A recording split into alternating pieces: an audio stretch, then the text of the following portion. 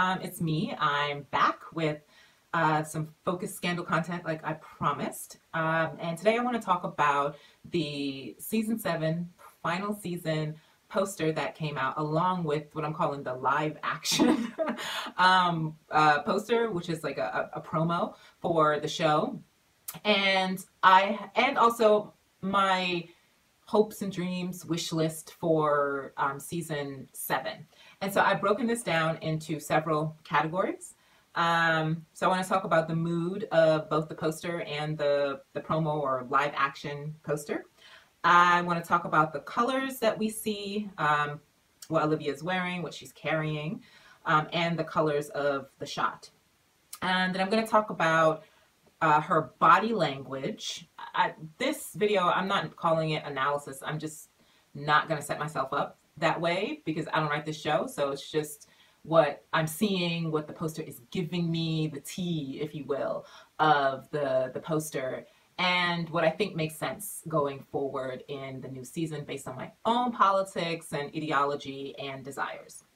And lastly, I want to talk about the relationships.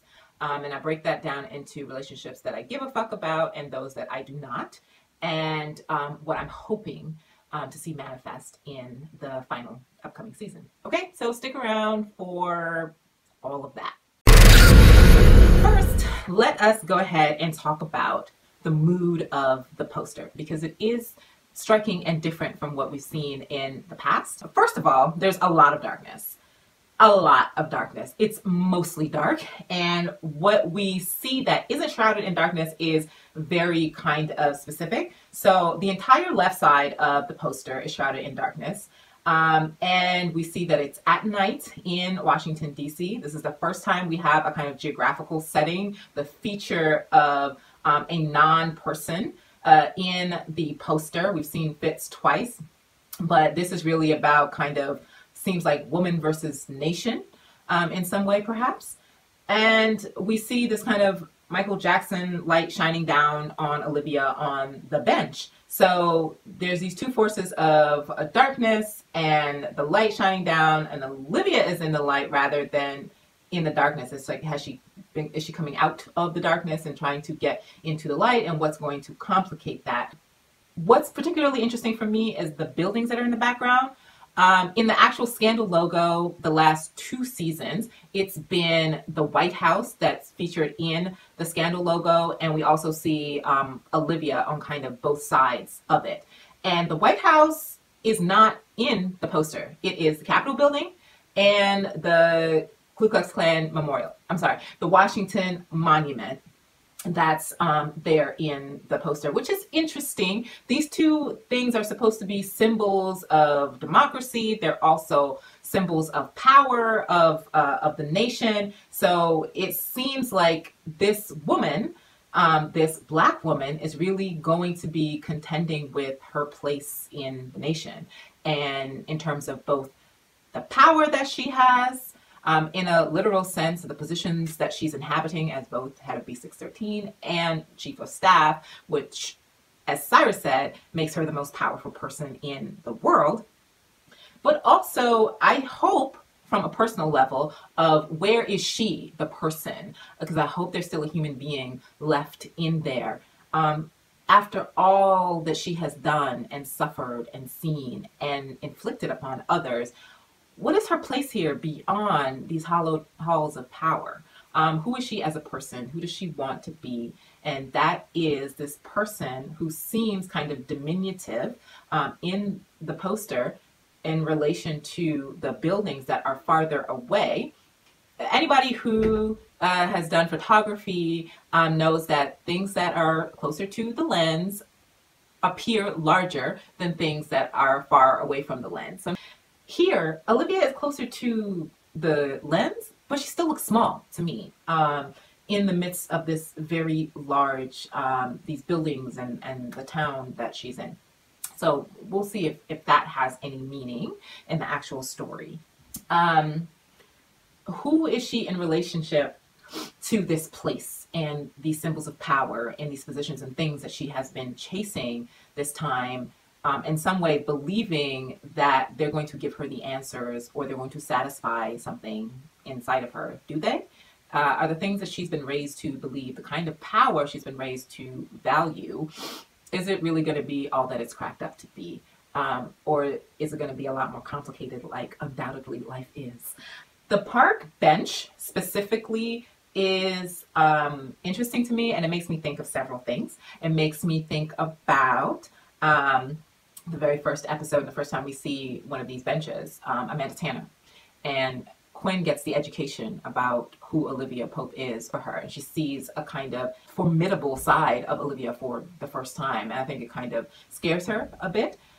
Of course, we've seen Olivia have meetings on benches, and other people have meetings on benches. Well, there's lots of bench meetings that happen, so that's not like so significant. But because there is this reflective mood of in the poster, to me, this woman kind of gazing out and surveying this vastness beyond her, it makes me think about Olivia's dream in 610, which we know that is significant, and parts of that began to play out. I think about Fitz on that park bench, the Fitz that Olivia conjured, which really all the characters that Olivia conjured in her mind are aspects of herself. And Dream Fitz was on a bench, dazed and confused, and staring at the White House as if he was trying to find the answer in that building of what did he ever see in that place? Why did he want it so much? Why was it the answer? Did he want it so much? Maybe he didn't. And he kind of comes to that conclusion when he goes back to Olivia's apartment and he apologizes for how he's been behaving because he's been lost and trying to figure out what it is that he wants. Sound familiar? And promises that he's going to be a better husband, a better man, and he's going to figure it out, and that he wants her by his side as he figures that out. And does she want that too? It makes me think of that scene. The poster makes me think of that scene, and wondering if Olivia is going to reflect on the same thing now that she has all of the power she could ever have. Is it enough, and is it what she was looking for? Lastly, I want to go back to the theme I briefly stated before about the poster and the mood. As I said, it makes me think about this Black woman and her place in the nation, which is related to the contemplative kind of mood of the poster to me, because I think we met a woman who on the very first poster, season 1, was looking straight at us. She looked formidable. She looked confident. She looked stern. She looked like she was ready to take on the world, and that she was daring you to try her. And that this woman wanted to project a certain persona and a certain image of strength and togetherness. And I think in everything that she's been through, her visage, her exterior, her artifice, armor has always been flawless, save the time that she was kidnapping, and she had none of that accoutrement to sort of like protect her and had to dig into a different kind of place. This poster is the opposite in some ways. Instead of a woman we see face on, we get the back of Olivia this time. We don't see her face at all in this poster, and it is the first time that that is the case. We've had side views, we've had a profile view. After the very first season, we don't really ever get the entirety of her face anymore. Either a part of it is kind of shrouded in darkness, a la season 2 and 4. This is the first time we don't get any face at all. And she's looking away from us. Is there something that she doesn't want us to see because she's kind of looking inside herself? I don't know, but I think it's interesting that we don't see her face. I hope that that's explored in the upcoming season, that contemplative nature, because I really do think it would be a shame for this series to kind of go out and the thing that we're left with is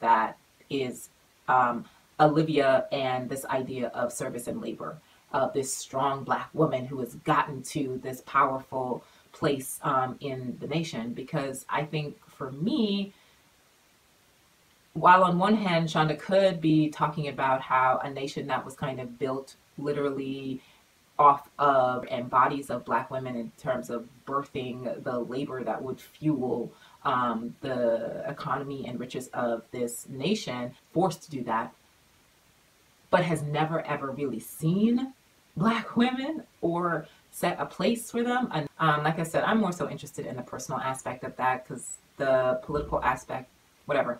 I think that's what I'm sort of most interested in about the poster and what it conveys to me. So let's get into segment 2, which is about the colors that we see. So first we see Olivia in a red coat. We've been seeing her in red for a while now, since the second half of season 5. We have the black bag, you know, her usual kind of Prada bag, which has been pretty much a staple for several seasons now. Excuse me. And we have the white hat trying to make its comeback. So let's break down these colors and their significance, the symbolism, the love and the hate, and the of it all. The red coat. I personally think that there has been a lot of rage in Olivia since the second half of season 5. A woman who has been trying to take some kind of power back for herself, and it's been driven a lot by rage, a sense of, why aren't things going the way that I want them? Nothing is going right. And Olivia trying to trying different things that are going to bring her the thing that she's missing inside in some ways. And I have been feeling since she left the White House in 509 that Olivia's been on this quest to almost make herself impervious to exploitation or harm, and trying to recover something for herself. As she has told Quinn, I think it was in 514, that basically this shit is about me now. I'm not responsible to you and the gladiators and what y'all want and what y'all need from me, right? I'm trying to get something for myself. I was taken and something was taken from me, and I am been on this quest trying to recover that something that has been taken. And she has become extremely goal-oriented and refusing to take no or a loss for an answer. Not just a goal, but a kind of all of her eggs in one basket. Her very life and very sense of self and identity has depended on her getting this White House. And now, you know, she's strolling into town like some kind of sheriff on her tall. And in the promo, she's strolling into town. The leaves are blowing. It's really giving me a new sheriff in town kind of vibe. And at the end of season 16, at the end of season 6, we get the vibe from the conversation she and Cyrus have that she really feels like now things are going to go my way and bitches are going to bow down. I got B613. I'm going to run that shit right. I've got the White House. I'm going to run that shit tight. Try and fuck with me. And that is her attitude in the promo as she is kind of walking and preparing to take on and be master of all that she surveys in front of her, this city. So power, this rage, this righteous anger in her mind.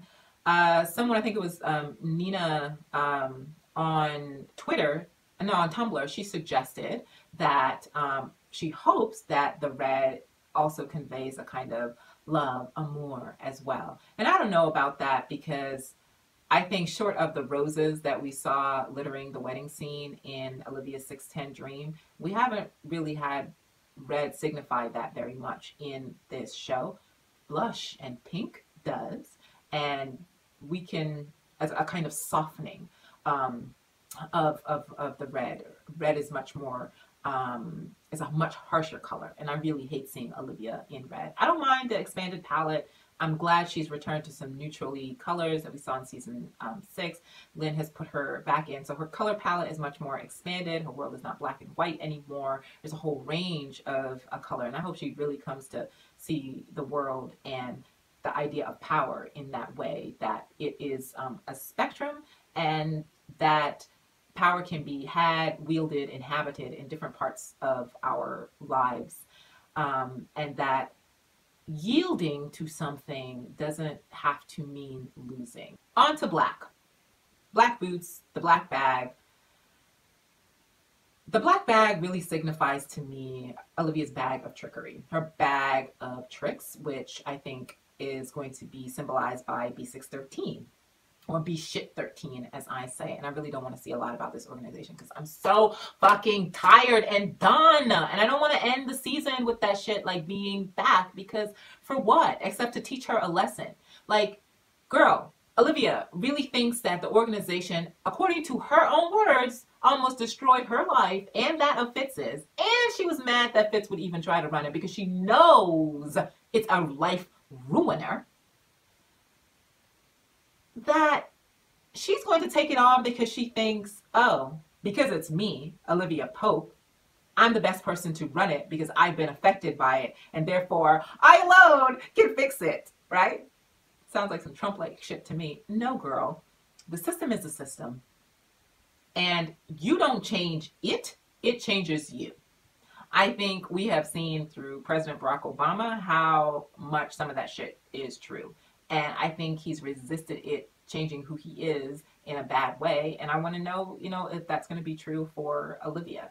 So that black bag and its level of trickery, maybe she thinks that she's going to put it to good use, which is why we have the white hat on her right hand, right? So things on the left hand, if we think about biblical kind of symbolism and just the idea of left in general is associated with bad things, right? Rive gauche versus rive droit. Things that go wrong, they go left. Things that go the right way, correct, right? Correct, the way that we want, they're right.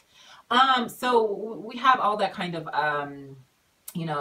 symbolism with language and these colors plus the sides of Olivia that they are on. Are they going to be balancing her out? And is her power of her being in red that she embodies going to be shifting between these two devil and angels at her side? How are these things going to be compatible? How is it that a woman who basically used B613 tactics at the very end of season 6 to secure the presidency, a woman who ordered another woman to take a suicide pill, how does that enable Olivia to put the white hat back on? How has anything that has done, how is anything that she's done, and I'm including driving Susan's baby daddy to suicide in 5B, I'm including that shit. How does any of this enable you to put the white hat back on? How has any of this redeemed you from defiance when you married yourself politically to one of the defiance originators in order to secure your power and get yourself back in the White House, and y'all still didn't get there, honestly. And now you, Melly, and Cyrus, all defiance people, use trickery and dishonesty and all of this shit and to secure the presidency. Cyrus doesn't give a fuck about what he did in defiance, right? He's lost a lot because of it, but guess what? His obsession with power and being at the top, he would still do it again. His husband was murdered for this shit, and he's still up to the same old bullshit. Melly doesn't give a fuck about what she did in defiance, because if it weren't for defiance, she wouldn't be where she is. But Olivia, if you hadn't done defiance also got you to where you are. So this idea that, oh, I want to atone for what I did is really silly to me, because if you hadn't seemed to have won a presidential campaign, you wouldn't have been White House communications director, even for the short-lived time. You wouldn't have been able to make your name and start OPA and people coming to you and become this brand.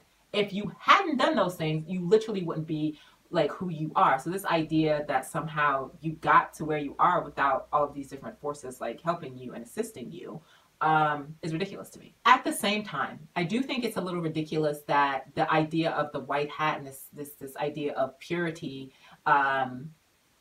is that it can exist without darkness is a little silly to me. And I think that's the idea of the nation, right? That there are these dark forces that the United States has in order to maintain its power, and it has this pretty language in its constitution and its document and its buildings to convey the idealism, right? But those things can't exist without the sausage factory and the dark arts that are there to sustain people believing in that kind of mythology.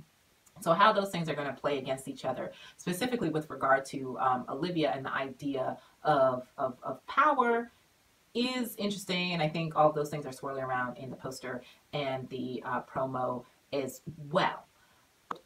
Whenever Olivia like decides to have straight hair, as she did in season 2B, it says to me that she feels like she's turning over a new leaf. She means business, and that she's trying to cast off the obstacles of the past that she's going to get over in some way. And of course, it's just a new look, you know, new administration, new me kind of look that she's going for. And it's really, really cute. She looks great. I love the longer straight hair because those curls and wound so tight, they were getting on my goddamn nerves.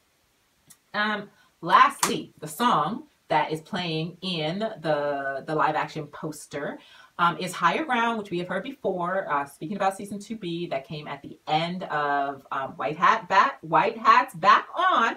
Okay, so there's the connection with the white hat and the new sheriff in town and the straight hair movement, all of that shit coming together. But let's not forget that at the end of season 2, Olivia was walking out of her house thinking she was going to go run her problems away. She had turned a new leaf over, told Fitz her excuse du jour about why she couldn't be in this relationship, that she thought she was reaching higher ground and that things were finally going to be in her control. And that is definitely the attitude that she's giving as we see her walking in the promo, and also sort of going into these two new roles that she has.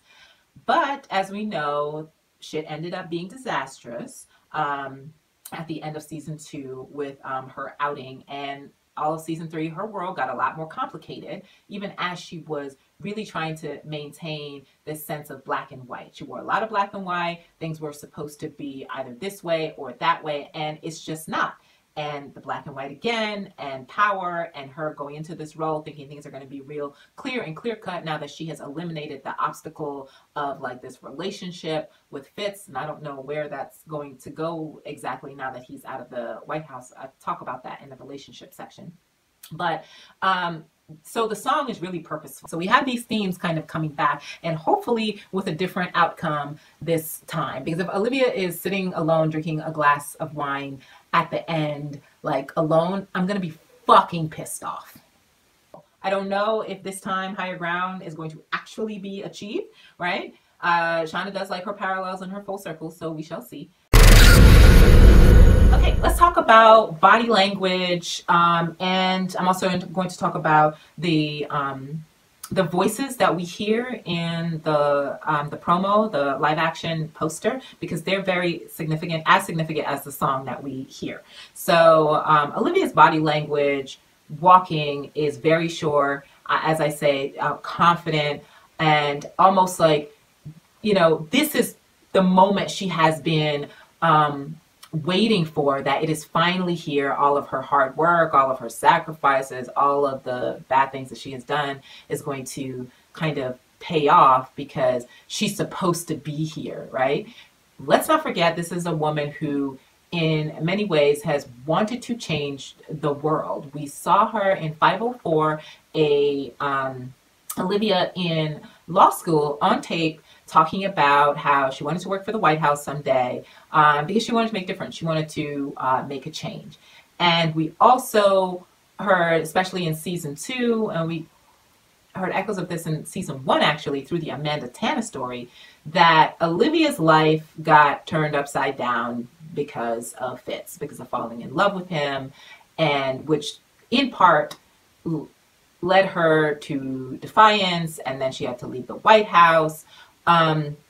And that she'd come to Washington like other girls had to make a difference, and then their life gets fucked up by some man. Supposedly, you know, that's what happened to Amanda Tanner.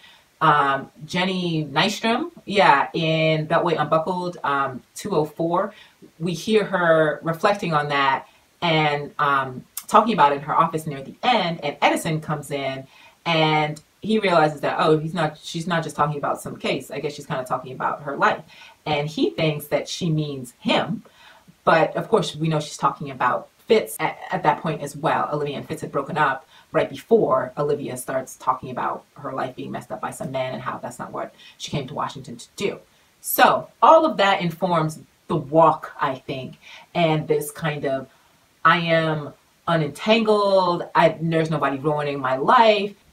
I do feel like the walk that we see and the moment Olivia sits down on the bench in the promo is a little bit different than body language that I am reading in the actual poster. The poster looks like a moment of reflection and maybe almost an acknowledgement that there's this monumental task, job in front of her. But in the promo, it makes it seem like Olivia sits down and she puts her arm up, I think, or on the bench, on the back of the bench, kind of, you know, signifying that I'm ready for this.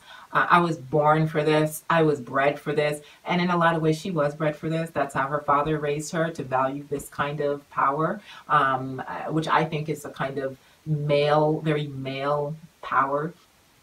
The body language in the poster and the body language in the promo, there are a little bit of a difference there, but there is a readiness and a surety there in both of them. So I want to talk about the quotes though, because I think this part is really, really important.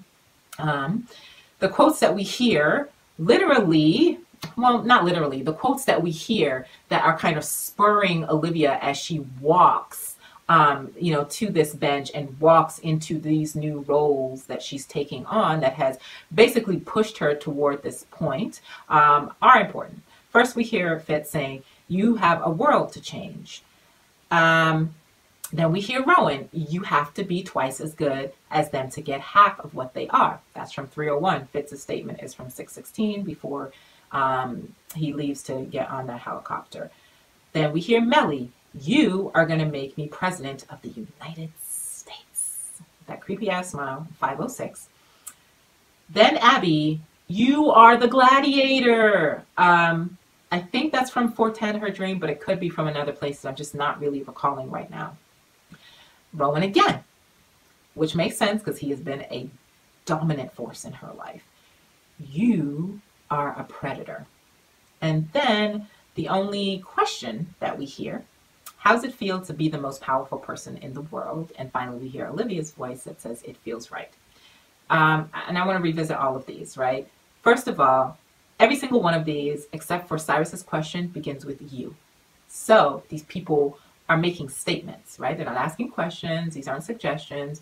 They are making statements and pronouncements upon this woman. You, they're defining her. You are, you.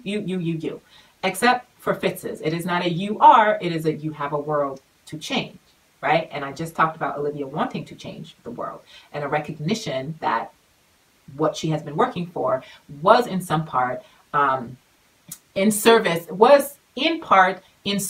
of changing such a world. And it's a nice kind of callback to a moment they had in 308 when Olivia was ready to leave and leave Vermont, and Fitz comes up to her and says, "No, stay one more day," and suggests things that we can do. And she said, "You have a country to run, a world to change." And she says that she has work to do. And here in 616, when Fitz says this statement, he's actually leaving to go to Vermont to do the work that he needs to do with his foundation. And Olivia is the one that needs to go and change the world, right? This switch in many ways. So I thought it was really nice. The twice as good to get half as much thing we know from 301, which I know people found a lot of recognition in that moment in terms of Blackness and something that children often hear. But I think I've made myself known about this, that as necessary as it is that Black parents have to prepare their Black children for a harsh world that seeks to negate their existence in every possible way, I think we also need to watch at what age, how, and the ways in which we convey the reality of the world to our children, because some of it just has the effect of beating them down, making them feel either shameful to be Black, or this unnecessary pressure in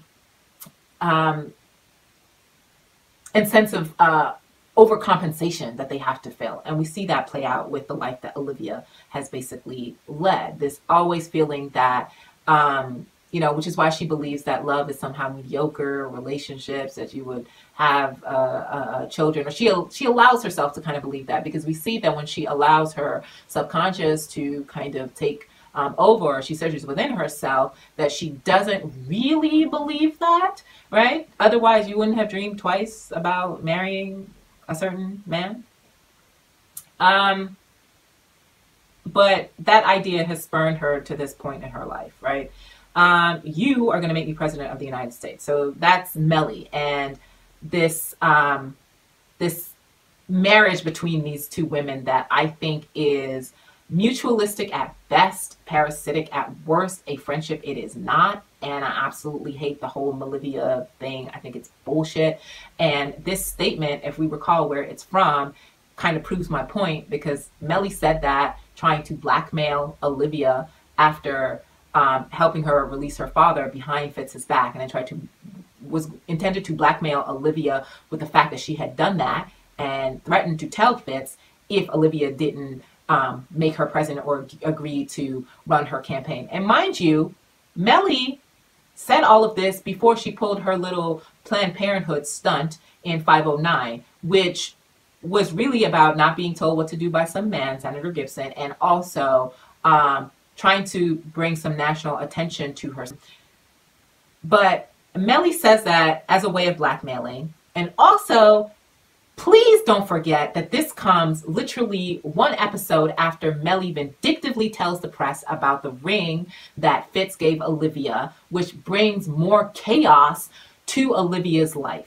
She wanted to get back at her. She wanted to punish the both of them, and specifically use that ring in order to do that, right? Which is like really, really small of her to me. So I'm supposed to believe that a woman that petty who would do something like that to hurt Olivia, a woman who that same season later on wouldn't even agree out of her millions to take, to pitch in, what was it?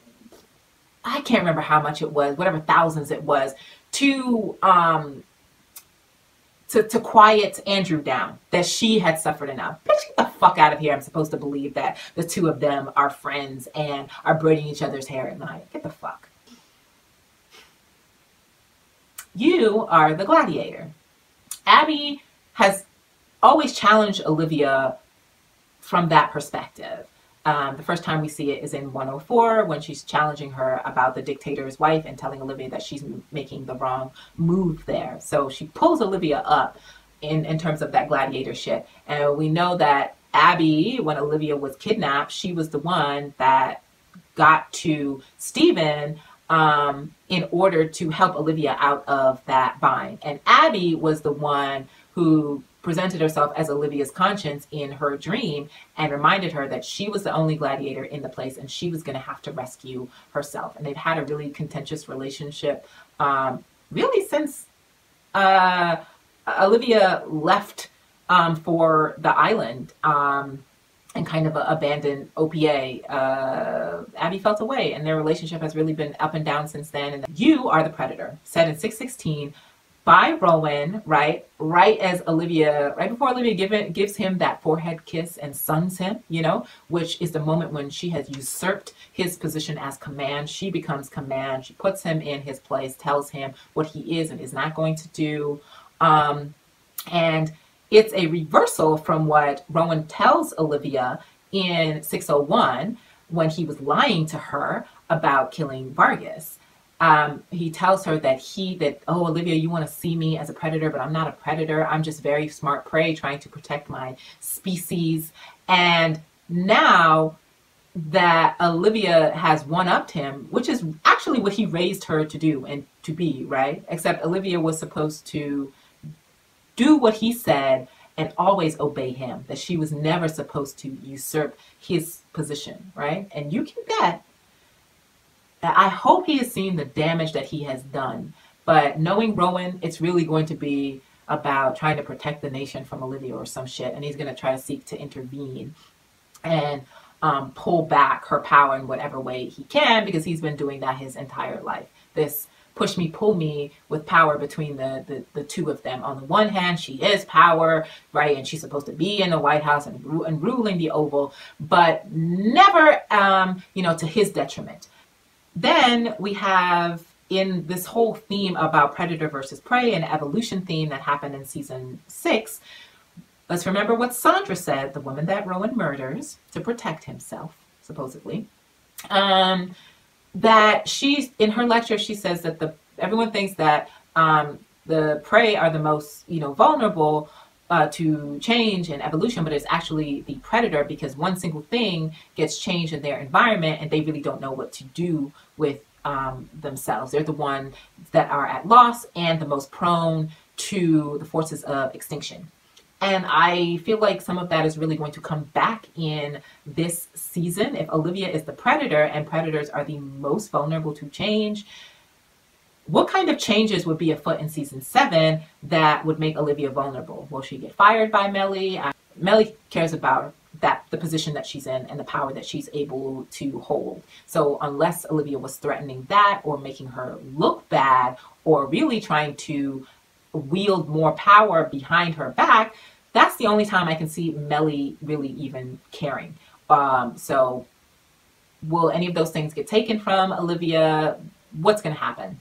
I really see Olivia much in the same way that Jane on Twitter does, as an addict. And we've talked about this. And in this way, she's a power addict, an addict to this idea of power and this really small and one-sided idea of what it means to have power, and that if she isn't controlling a situation, controlling people, she feels out of control. We can think about that predator-prey situation in the first half of season 5 when once it changed and she was now in the East Wing and expected to fulfill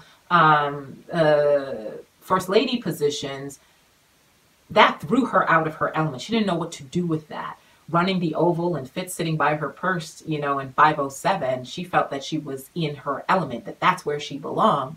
And I really hate the kind of trite and simplistic ways I feel like Scandal presents the mantle of the First Lady. I mean, because we're supposed to believe that Luna basically killed her husband to avoid that fate. That's the extent to which they think that that position is poisonous, or this idea of domesticity is somehow anathema to women having any power, when to me that is really a white feminist way of looking at things. Because white feminism, check the T's on this, white feminism and the second wave of it, that the feminism movement that we know in the 1960s, 70s in the US, that was very white, female, middle class centric, they were trying to object to the domestic role that was defined for them, redefined for them, especially after World War II, when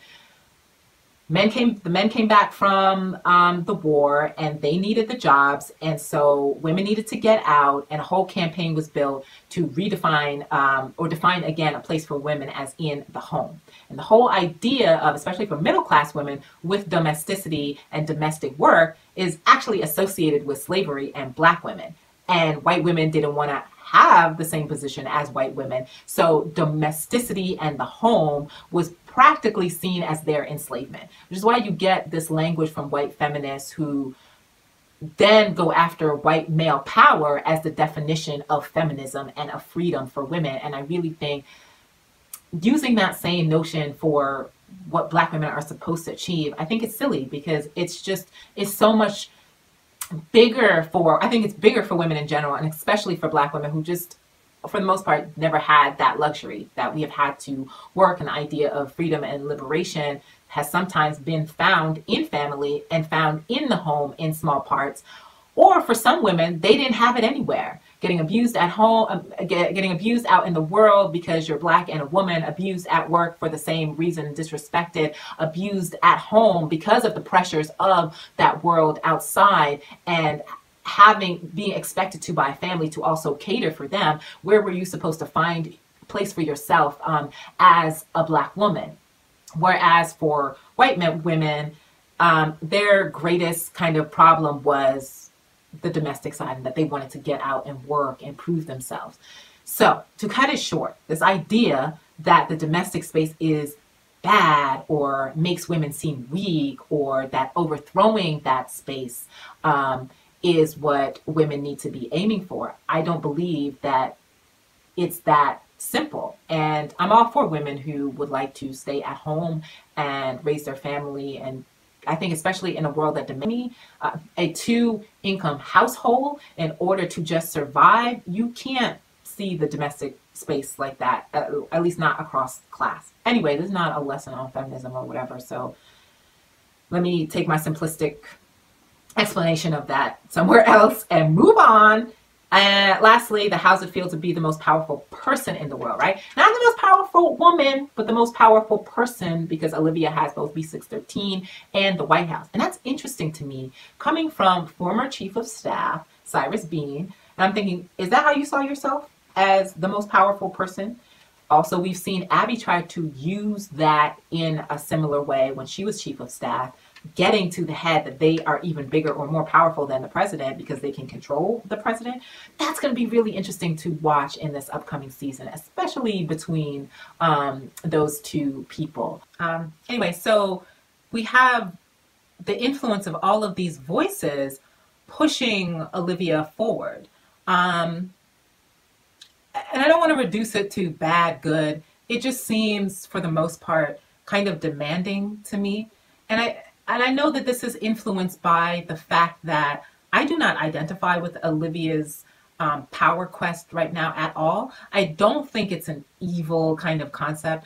It just feels for me like, with this really, really high position that means so much about the world, that both Melly and Olivia have cast it in terms of something that they needed to prove to themselves and not necessarily about the job itself, or them being the right people for the job. So that's really the kind of problem that I have. Let's move on to the last category, which is about relationships. So off the top, Bo, I don't want to hear it.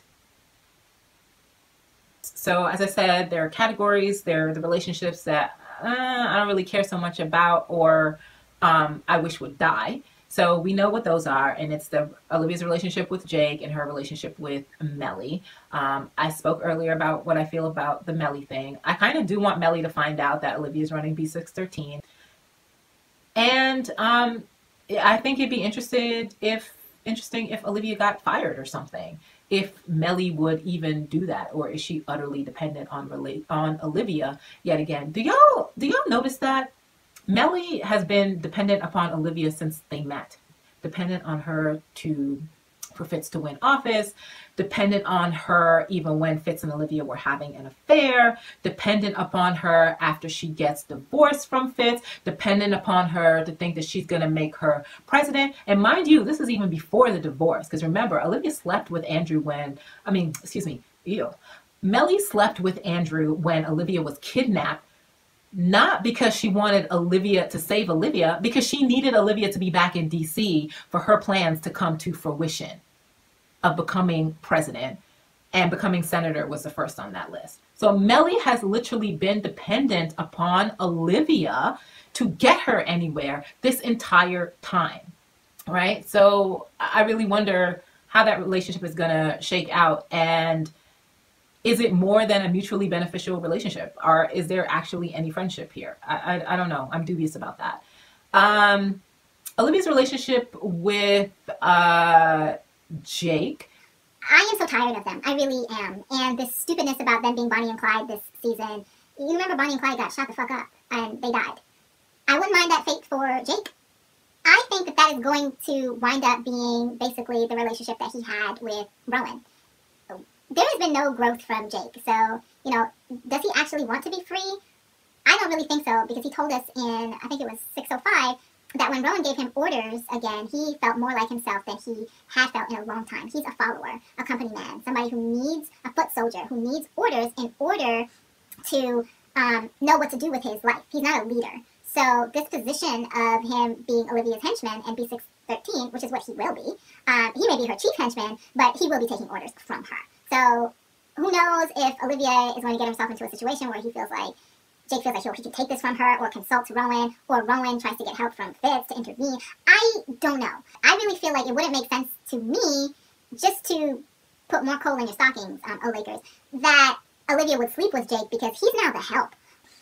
Jake is also married, and it feels to me that Olivia has been done with that. She's been done with it since the actual day of his wedding, and there's been no romantic anything, not an inkling of it between the two of them since 5/18. And Olivia doesn't sleep with her employees.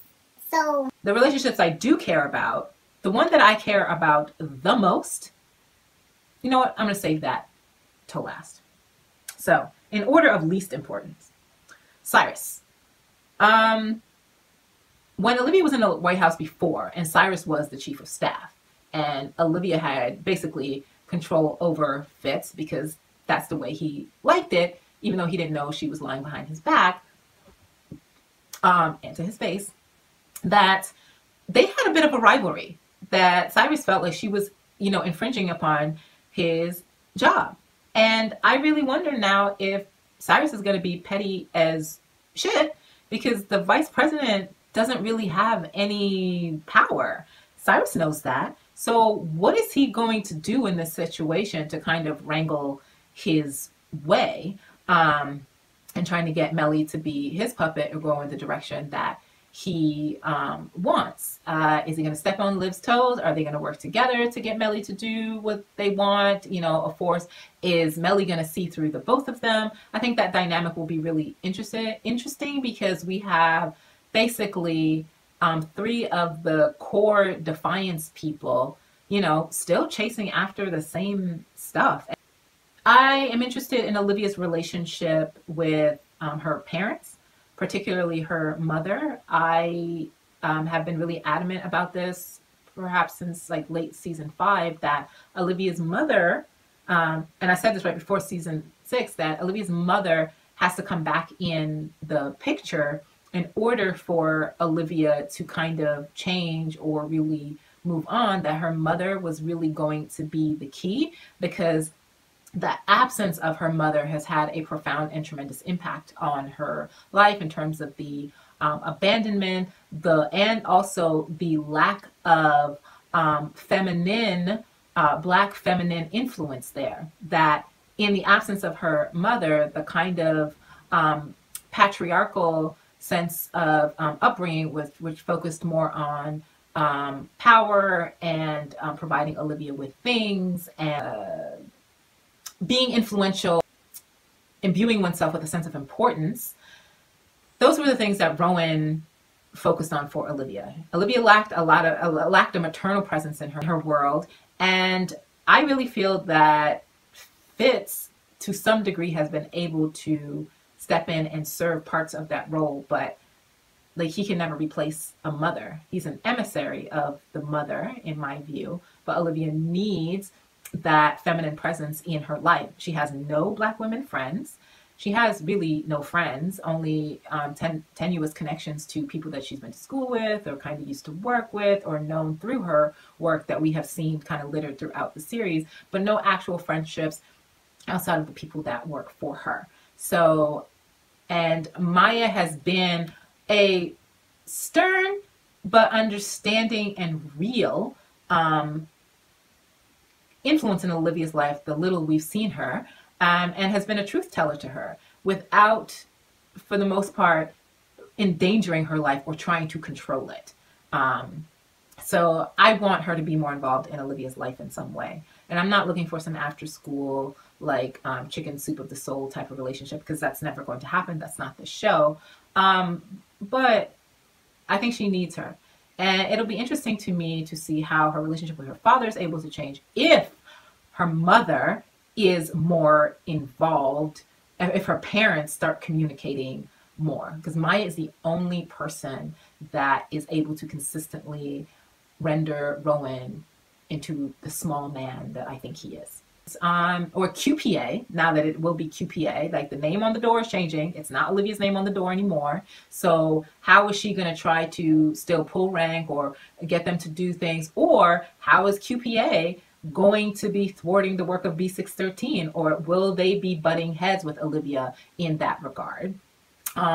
Will Fitz use them for his own work? And how will that impact Olivia? That's going to be interesting to me. Olivia and Fitz, I will be interested to see how she views him now that he's officially out of the White House. Will she be able to disabuse herself of the idea that she was attracted more to his power or his presidency? Will she still be as attracted to him? Will he still be able to, will she allow him to be a friend to her? Because I can't see Fitz not wanting to be that for her. And how will him being out of office affect these two women who are now inhabiting that office? How will they reflect on his time there and how they thought about him versus now being in that position? And are they more sympathetic, or do they still view him as weak, and that clearly he was whiny and that they are better, or somehow, you know, I don't know what their narrative around that is going to be, but I feel like there should be some reflection there. I would like for Olivia and Fitz to build some kind of, or be on the road to build some kind of healthy relationship that they can make work for a future, because I really do feel that they're good together and they share a lot of ideals. But Olivia feels to me that she's so disconnected from any real kind of self on the inside that I would not want to see a person like that in a relationship, trying to attempt a relationship again with someone who is serious. Like, stop wasting his time, 2017. The other thing I want to say is that Shonda is really interested in full circles and parallels, and I will never forget that the first episode was Sweet Baby, and I know Sweet Baby is the ring. I don't know if the ring will come back into play, and I'm not really focused on it. The first time we see Olivia, like, it is concerning an actual baby that she is recovering for. A baby that she brings back to OPA in a box, right? She goes to Russian mobsters to get this baby. She looks at the baby kind of weirdly, but babies have come up quite a lot. Obviously, Fitz has talked about them having 2 babies, you know, and living in Vermont and all of that. And of course, the abortion thing, that's also connected to the whole idea of children. I wonder if the baby thing will come back around. Unless they flash forward, I don't think we're ever going to see that. But it feels to me like the show wouldn't be full circle without revisiting that in some way, because I don't feel like Olivia having had an abortion at that point in her life was somehow the end of that. I don't know if she actually wants children. The 2 times she's thought about her and Fitz being married, there have been no children, even when she imagined the Vermont fantasy. So I have no idea. If she thinks she's not capable, still not built for it, as she told Edison in 213, I don't know. But I do think that is the most significant relationship with another person on the show. Of course, the relationship that I'm most interested in is Olivia's relationship with herself, and this idea of figuring out who she is. As I mentioned about the voices kind of spurring her on that have built her into the persona that we now see, how much of it is from her? Rowan, with the help of Jake and even Melly and her own desires, have fueled this path that Olivia has been on, you know, toward the White House. And as I said earlier, that Olivia wanted to help change the world. So that is something that is consistent and actually a true desire. But as we saw in her 610 dream,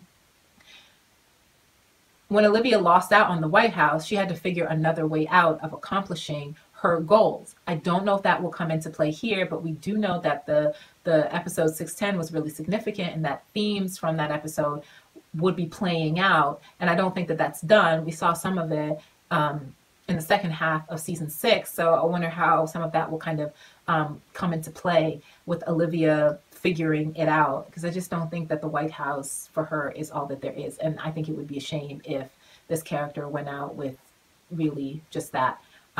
Because I think she needs to learn that the idea of power should be something that comes from you, not what society prescribes for you. And if we think about the voice of her dad and Black women and the whole twice as good to get half as much, the fuck I want to be twice as good for only half as much for?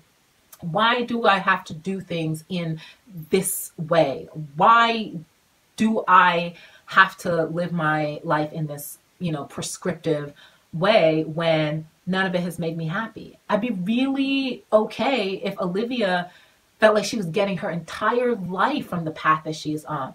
But she is literally one of the most melancholy characters I've ever seen. And moments of joy have been even more fleeting than moments of genuine happiness for this character. So I would just like to leave the series knowing that she feels satisfied, and not that, you know, it's never going to be the end, but I want to feel good that she feels like a person again to me, who cares about more than being than controlling things, and can let go in some ways, because I know the idea that, well, women don't get to be this way because, you know, society is really misogynistic and society is racist and all of those things. And I posted something on my blog this morning from a video I saw on YouTube, and the video was why, you know, I love being Black. And the video made me cry because, one, I love seeing Black people love on themselves, which is what I'm missing with Olivia. I don't see her loving on herself. And two, because the ratio of likes to dislikes was like insane to me. And it showed me that Black people, and especially Black women, loving on ourselves is really a revolutionary kind of idea, even more so than any position of power that we're able to inhabit. When Rowan told Olivia that she herself was power, that part is true. She is power, but I don't think she realized the depth and the breadth of that power. And that relationship with herself, and coming to that kind of exception that she is powerful beyond measure, and she's only tapping into a small piece of that, that would kind of be my dream for her to get to that realization. So anyway, I've gone on long enough, and yeah, I hope you enjoyed. If you have any questions or suggestions, anything I got wrong, any like thing that you want to see, do let me know down in the comments. Okay, thanks guys. Bye.